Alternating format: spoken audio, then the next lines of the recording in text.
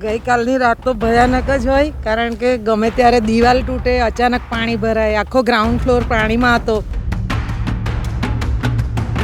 એકવાર દૂધનો દાજ્યો છાશ ફૂકીને પીવે એ રીતે પહેલાં જે આવી ગયું, એટલે આ વખતે બધો સામાન આખી રાત જાગીને ઉપર ચડાવ્યો. This program is powered by Design and Decor, the ultimate interior solution. નમસ્કાર, આપ જોઈ રહ્યા છો યુટીસી ન્યૂઝ. વડોદરામાં પૂરે હેટ્રિક મારી દીધી છે. મારી પાછળ આપ જોઈ રહ્યા છો કે વિશ્વામિત્રી નદીનું જે જળ સપાટી છે તે સતત વધારો થઈ રહ્યો છે.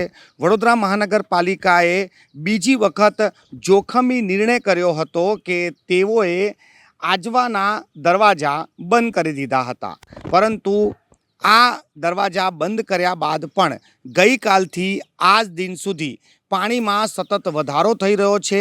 અમે જે જગ્યા પર ઊભા છે આ મુજમોડા સામ્રાજ્યની પાછળનો ભાગ છે અને એની જે સેફટી વોલ છે તે પાછલા વરસાદમાં જ ધોવાઈ ગઈ હતી. આ વખતે ફરીથી આ પૂર આવ્યું છે. આ જે સામ્રાજ્ય છે તેની પાછળનું આ ગાર્ડન છે અને તેની જે સેફટી વોલ છે તે હવે તૂટી ગઈ છે. અને હાલ જ્યારે બીજી વખત પણ વરસાદ પડ્યો, પાણી છોડવાની ચર્ચા થઈ છે, ત્યારે આ લોકો પણ ખૂબ જ ચિંતિત છે. જી, આપનું નામ અને આ જે વોલ અહીંયા હતી જે તૂટી ગઈ અને કાલથી ફરી વરસાદની આગાહીને ફરી પાણી છોડાયું, શું ચાલી રહ્યું છે લોકોના મનમાં? લોકોના મનમાં ચાલી રહ્યું છે કે હવે આ સેફટી થાય તો સારું, અને વહેલી તકે આ દિવાલ બની જાય તો અમારે આ મગરો અને બીજી આ તકલીફ હતી. બાકી જીવ ઊંચા રાખીને બધા ઊંઘી જઈએ છે કે ક્યારે પાણી વધશે અને અંદર પ્રવેશશે. બધાએ બધું પોતપોતાનું એ કરીને બેઠા છે, પણ ઊંચા જીવે બેઠા છે. વહેલી આ લોકો સહાય કરે અને વહેલી તકે આનું નિરાકરણ લાવે એવી વિનંતી. સાહેબ, હું તમારી સાથે ચર્ચા કરવા એ માગું છું કે તમે કેટલા વર્ષોથી આ જગ્યા પર છો અને આ વખતે તો સતત ત્રીજી વખત ફ્લડ આવી ગયું છે, તો તમારા જે લોકો અહીંયા આગળ રહે છે એ લોકોની રાત કેવી રીતે નીકળી રહી છે? એ લોકોની રાત ચિંતાવાળી રાત નીકળી જાય ને. હવે ક્યારેય વરસાદ પડે એટલે છેલ્લા 4 મહિના અમારા ઊંચા જીવે જ હોય, કેમ કે આ ગમે તારે આવું તૂટી જાય. તમે જુઓ છો કે આ બધા ઝાડ ઉપર હતા એ બધા બેસીને અંદર થઈ ગયા. હવે ક્યારે વધે ક્યારે ઘટે કશું નક્કી નહીં. એટલે ગમે તારે આને આ મગરોનું બધું સ્થાનક છે એ ગમે તારે અંદર પ્રવેશી જાય. એટલે ચેતવણી મતલબ વ્યવસ્થિત એ કરે તો સારું. સાહેબ, લોકો એવું કહે છે કે વિશ્વામિત્રી નદીના કિનારા પર જે આ બાંધકામો થયા તે જ ગેરકાયદેસર છે, ખોટા છે. તો આ જ્યારે સોસાયટીઓ બની તો આના જ્યારે પણ આ બની હતી ત્યારે શું ખોટી રીતે બની ગઈ હતી કે આ વિશ્વામિત્રી નદી વધી ગઈ?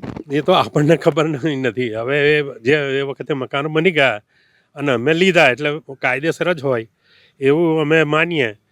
બાકી આપણી જાતે તો ઊભા કરેલા નથી. સોસાયટી ઊભી થઈ પછી લીધા એટલે બધું મતલબ મંજૂરીથી જ થયું હોય.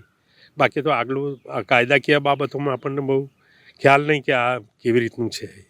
તો સાહેબ, આ જ્યારે રાત્રે ફરી એવું થયું હતું કે વિશ્વામિત્રી ગઈકાલે સવારથી જ સમાચાર આવ્યા કે વધી રહ્યું છે પાણી, તો કાલથી સવારથી લઈને આજ સવાર સુધીમાં તમારા જે અંદરના લોકો છે એ લોકો શું ચર્ચા કરી રહ્યા, શું ચાલી રહ્યું છે મનમાં? તો શું ચાલી રહ્યું હોય? હવે આ સરકાર, કોર્પોરેશન આ વ્યવસ્થિત રીતે દિવાલ બનાવી દે તો અમે લોકો શાંતિથી હવે એ કરીએ અને વહેલી તકે આ જે પ્રોજેક્ટ વિશ્વામિત્રીનો થઈ જાય એવી પ્રાર્થના, બીજું તો કંઈ નહીં. સાહેબ, કોઈ રજૂઆતો થઈ છે આ પૂર પછી? કેમ કે દર વખતે રજૂઆતો કરી ખરી, હવે જોઈએ શું થાય છે. હવે આ કુદરતી પ્રકોપને આ બાજુ આ છે, હવે ક્યારે શું થાય એ તો ઉપરવાર જાણે એવું. તો આ જે તમે જેમ કહો છો કે લોકો ચિંતામાં છે, કે પરિવારને લઈને ચિંતા છે, તો અમુક લોકો ધંધો રોજગાર નોકરી પણ કરતા હશે, તો શું એમાં પણ રજાઓ પાડીને ઘરે છે? રજાઓ આજે છોકરાઓને રજા જ પાડવી પડી ને ડરના કારણે. બધા વાહનો અમારા જે અહીંયા બહાર હતા એ બધા બહાર મૂકી દીધા. ગઈ વખતે એટલું બધું આવ્યું હતું કે બધાની ગાડીઓ, 4 વ્હીલર બધું ડૂબી ગયું. બધાને મતલબ બહુ મોટો ખર્ચો આવી ગયો. હવે આ વખતે લોકો ચેતવણી રૂપે બધું પોતપોતાની વસ્તુઓ બહાર મૂકી આવ્યા છે અને જે કંઈ વસ્તુઓ, સામાન બધું ઉપર ચડાવીને બેઠા છે. જ્યારે આ થાય ત્યારે કંઈક ઠીક રાહતનું શ્વાસ લઈશું. આપ જોઈ રહ્યા છો કે જે સોસાયટીના લોકો અહીંયા આગળ મકાનો લીધા હતા તે હવે ચિંતામાં છે, કેમ કે આ સીધો જ સેફટી વોલ તૂટવાના કારણે કોઈ પણ જીવ જે પ્રાણીઓ છે તે પણ અંદર આવી શકે છે. બેન, કેવી નીકળી છે ગઈકાલની રાત? ગઈકાલની રાત તો ભયાનક જ હોય, કારણ કે ગમે ત્યારે દિવાલ તૂટે, અચાનક પાણી ભરાય, આખો ગ્રાઉન્ડ ફ્લોર પાણીમાં હતો, 8-8 ફૂટ પાણી ઘરમાં, બધી જ ઘર વકરી, બધો જ સામાન, લેપટોપથી માંડીને કોમ્પ્યુટર કોઈને લેવાનો તક જ નથી મળી, એ રીતનું હતું. એટલે એકવાર દૂધનો દાજ્યો છાશ ફૂકીને પીવે એ રીતે પહેલાં જે આવી ગયું, એટલે આ વખતે બધો સામાન આખી રાત જાગીને ઉપર ચડાવ્યો હતો. બરાબર. તો બેન, આ જે કહેવાય કે જ્યારે પણ પૂર આવે ત્યારે નીચાણવાળા વિસ્તારોને સુરક્ષિત જગ્યાઓ પર ખસી જવું, પરંતુ તમારો તો ઊંચાણવાળો વિસ્તાર છે. તે છતાંય હવે ઉપર જે 212 જે આપણું આજવાનું લેવલ હોય છે તે 213 થયું ઉપરવાસમાં વરસાદના કારણે. તો એની ઉપરનું જે પાણી હોય એ લોકો ધીરે ધીરે છોડે. આ વખતે ધીરે ધીરે છોડ્યું છે, બાકી ગઈ વખતે તો તંત્રની જ બેદરકારીના લીધે લોકો ફસાયા અને બહુ જ બધું ઘર વકરીને નુકસાન થયું છે. પણ આ વખતે હજુ સુધી ઘરોમાં પાણી નથી આવ્યા, પણ અમે સાવચેતી રૂપે અમારો બધો સામાન ઉપર ચડાવી દીધો હતો અને આખી રાત તો જાગ્યા જ છે. હા બેન, એ જ મારું કહેવું છે કે કાલની રાત કેવી ગઈ, કેમ કે કાલે સવારથી લઈને અત્યાર સુધીમાં વિશ્વામિત્રી નદી હજુ બધા ઘર છોડીને જતા જ રહ્યા છે. લોકો દરેકના ઘરે જવાનું કોઈને ગમે નહીં, તે છતાંય મને દરેકને ઘર છોડવું જ પડે છે. સામાન બધો ઉપર ચડાવી દીધો છે, પણ આખી રાત પછી એકબીજાને અપડેટ લેતા રહ્યા છે કે આજવાનું કેવું પાણી છોડવામાં આવ્યું, આપણી સોસાયટીમાં પાણી આવ્યું છે એવું દરેક જણ પૂછે. હજુ સુધી ઘરે બધા આવ્યા નથી. દરેકના વાહનોને નુકસાન, દરેકની 2 વ્હીલર 4 વ્હીલર, દરેકને લાગે કે કરોડોના બંગલા છે, પણ અમે પણ મધ્યમ વર્ગના જ છીએ. બરાબર.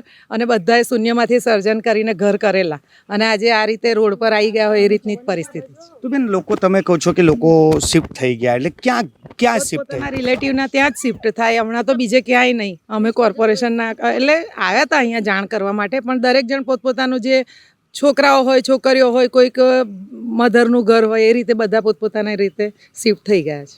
તો દર વખતે આ પ્રેક્ટિસ થઈ ગઈ છે? બસ આજ બહુ ટેન્શન રહે છે. વિશ્વામિત્રી 30-32 થાય એટલે અમારે ટેન્શન રહે છે. રાતે ઊંઘ નથી આવતી. સામાન કેવી રીતે, છોકરાઓનું ખાવા પીવાનું, આ તે બધું જ એ થઈ જાય છે છોકરાઓનું. પણ લોકો બેન એવું કહે છે કે તમે જો નીચાણવાળા વિસ્તારમાં રહો તો પરિસ્થિતિ ખરાબ થાય, પણ તમે તો સારી જગ્યા પર ઘર છે તો પણ રાત જાગવાનો વારો આવે. શું કરીશું? પાણી આવે છે એટલે શું કરીશું? મેઇન વસ્તુ કે અમારી દિવાલ તૂટી ગઈ. આજે અમારી દિવાલ હતી, અમારે અત્યાર સુધી કોઈ ભય નતો. 32 થાય ત્યાર પછી અમે શાંતિથી જ સૂતા. જ્યારથી આ દિવાલ વોલ તૂટી છે ત્યાર પછી અમારા લોકોને બહુ જ અને આ વોલ તૂટી ગઈ. અત્યારે કોઈ કોર્પોરેશન વાળું જોવા નથી આવ્યું કે તમારી દિવાલ શું છે, તમે કેવી રીતે રહો છો, કઈ નહીં. અત્યારે મગર બી આવે, સાપ બી આવે સોસાયટીમાં, કાયમ જ અહીંયા હોય જ છે. મગર હોય છે, સાપ દર વખતે સાપ નીકળે. છોકરાઓ અહીંયા રમતા, પરંતુ કોઈ અત્યારે તો આવી જ ના શકે કોઈ ગાર્ડનમાં, કારણ કે કંઈ પણ ભરાઈ રહ્યું હોય તો કોઈ બધાને જીવના જોખમે કોઈ ના આવે અહીંયા, એવું છે. તો બેન, હવે આનું સોલ્યુશન શું?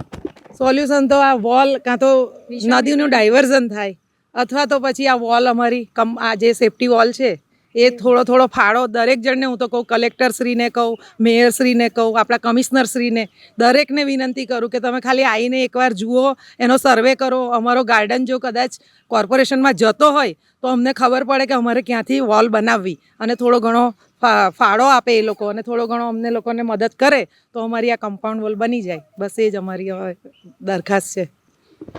આપ જોઈ રહ્યા છો કે વિશ્વામિત્રી નદીમાં પાણી વધ્યા બાદ જે નીચાણવાળા વિસ્તારો છે ત્યાં તો પાણી ભરાય છે અને સુરક્ષિત જગ્યાઓ પર ખસેડવામાં આવે છે, પરંતુ વડોદરાના જે પોશ વિસ્તાર કહેવાય છે, સામ્રાજ્ય બંગલો છે, તેના રહેવાસીઓ પણ ખૂબ જ ચિંતામાં છે. ગઈકાલની રાત પણ તેમની ચિંતામાં રહી છે. 80% લોકોએ પોતાના ઘરોથી બીજે શિફ્ટ થઈ ગયા છે, ગાડીઓને રોડ પર મૂકી દીધી છે, પરંતુ ભય આજે પણ તેમને છે, કેમ કે નદી કિનારાની વોલ પણ તૂટી ગઈ છે, મગર પણ આવી શકે ને પાણી પણ આવી શકે. આ સોસાયટીએ આ જ વર્ષે ઘણું નુકસાન સહ્યું છે અને હવે આ ડર તેમના જહનમાં બેસી ગયું છે. કેમેરામેન પ્રદીપ ચોબે સાથે મનોજ શર્મા, UTC ન્યૂઝ.